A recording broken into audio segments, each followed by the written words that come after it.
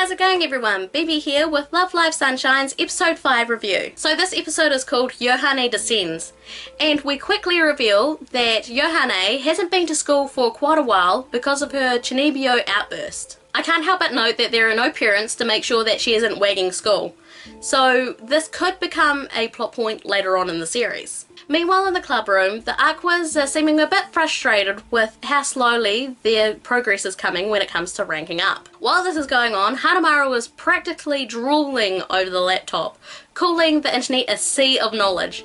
And oh my god, I find this so cute and adorable. And oh my god, I absolutely love Hanamaru. She is definitely my #1 girl when it comes to the Aqua girls. And I think that she might be coming up there as #1 girl out of any of my waifus.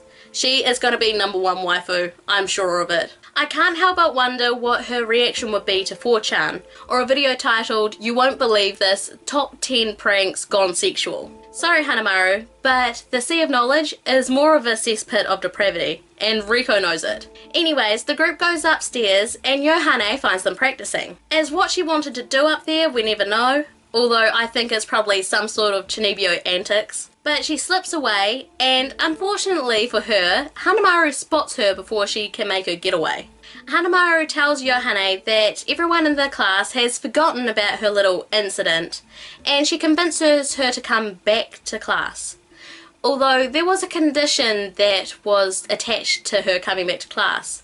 This condition is that Hanamaru has to make sure that Yohane doesn't let her Chinibyo ways out, that she stays normal. So the next day, Yohane comes back to class and all seems to be going well. She's acting normal and she's chatting with the class. But then things starts to get a bit dicey when the classmates ask her if she has any hobbies. Yohane thought that this would be a great opportunity to impress the class with her fortune telling. Now the classmates obviously thought that she was talking about tarot cards or palm reading. Instead, Hanamaru pulls out a cloak and this massive mat that has some sort of satanic looking markings on it. She pulls out a candle and lights it. And the expression on everyone's face is hilarious.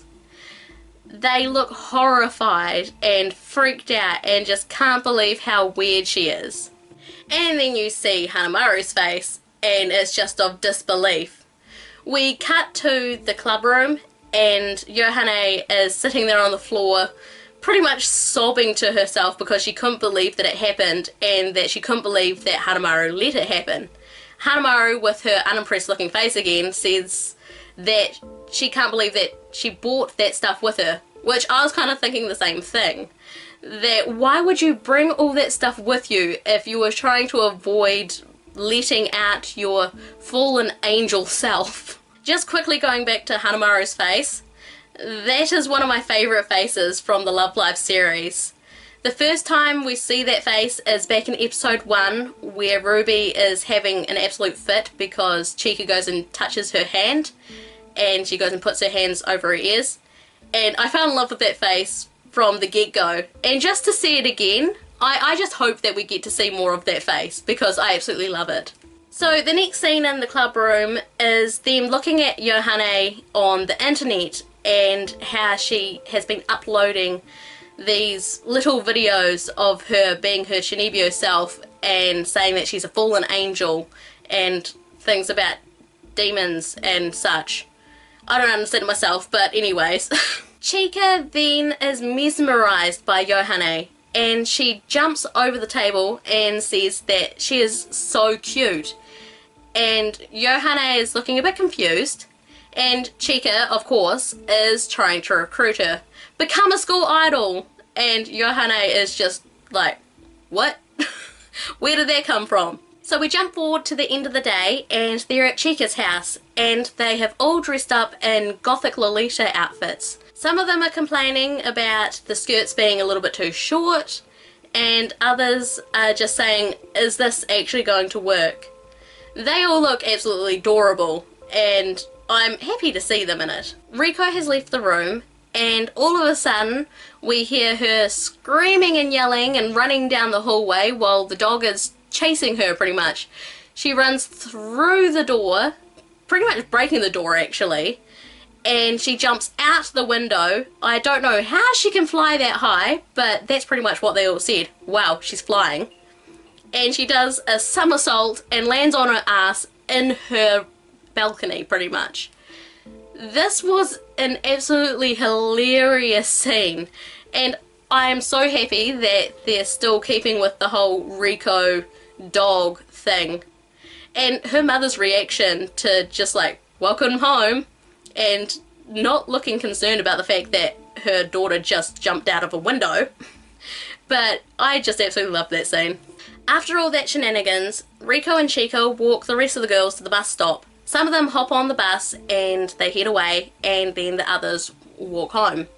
Once all of them have left, Rico and Chica have a bit of a quiet moment where they're having conversation, and Chica mentions that she's so happy that everyone is so different from each other. It's all these introspective scenes that really makes the series shine, and it really makes them shine over other Idol series, as they are surprisingly deep for something that seems like such a superficial genre. So we head to the next day where the girls have uploaded a little clip where they're wearing the gothic Lolita outfits, and it looks like Yohane is one of their members. The video has gotten them a lot of recognition, and their ranking has gone all the way up to the 900s. And it looks like that Ruby has a lot of fans out there.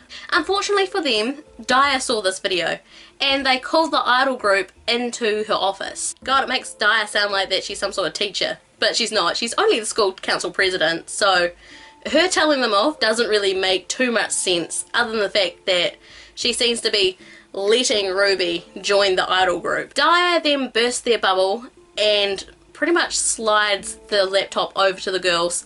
Yu's reaction was quite funny because it looked like that the laptop was going to fall off the table. They check it out and they have dropped significantly. They're around 1,500-ish rank. I can't remember the exact number. But it looked like that their pandering antics wasn't really the way to go when it comes to trying to get views and people voting for them. So, cut to the next scene, and they're all sitting outside, and they're pretty much like, oh, it's my fault, I'm sorry guys. And then Yohane turns around and says, no, it's my fault, I'm sorry, I'm gonna leave the group. So she wanders off, and everyone's not too happy about this because I'm sure they all want her to join. And they make this blatantly obvious that they want her to join because they start hunting her down and chasing her. This scene really reminds me of the final scene in Barker and Test where they're all just running and people start joining one after the other. I don't know, that was just the image that popped up in my head when we see Yohane running off and we see the rest of the girls chasing after her. After some running and they're all tired and puffing, and Yohane is pretty much like, why are you still chasing me? I'm not joining the group. We get some motivational speech from Chica saying that if you want to join, you can be who you are. And so she joins the group, and it feels nice to see that we have such a different character in the group. Although in saying that, you can really see the elements of Nico in Yohane's character, but I feel that she's different enough that I can look past the similarities. Cut to the end of the episode, and Daya bursts into Mari's office and she is asking her about an email. Unfortunately, we don't find out anything more than that because it's a cliffhanger. This is the first cliffhanger that we've had, so that's nice. Unfortunately, this cliffhanger was somewhat ruined as when Mari had a bit of a pouty, sorrowful look, like there's something going on, this happy music pops up because it's the ending music, and it just ruins all illusion of there's something drastic going on. So all in all, I really enjoyed this episode. I found it funny, I found it charming, I found it cute, and I really like Yohane. I liked her from the get-go when we first met her, so again, she is one of the top girls when it comes to Sunshine, and she might even be up there in the top 5 when it comes to waifus. So Sunshine is really working for me when it comes to girls that I really like. So what was your thoughts on this episode? Leave it all down in the comments below. I'm looking forward to reading them all. And while you're there, please make sure to give it a big like and share it out to all your friends. I'd really appreciate it. And if you haven't already, please go have a look at the rest of my channel. I do anime recommendations, anime news, and I've got plenty of other anime content on there. So I'm sure you'll find something interesting to watch. If you want to chat to me, I'm on social media. I've got a Twitter and a Facebook. So please make sure to like and follow me on there. And if you want to see more from me and more content like this, then please make sure to subscribe for a wide range of anime content. From Moe to Mika, thanks for watching, and I'll see you next time. Bye bye!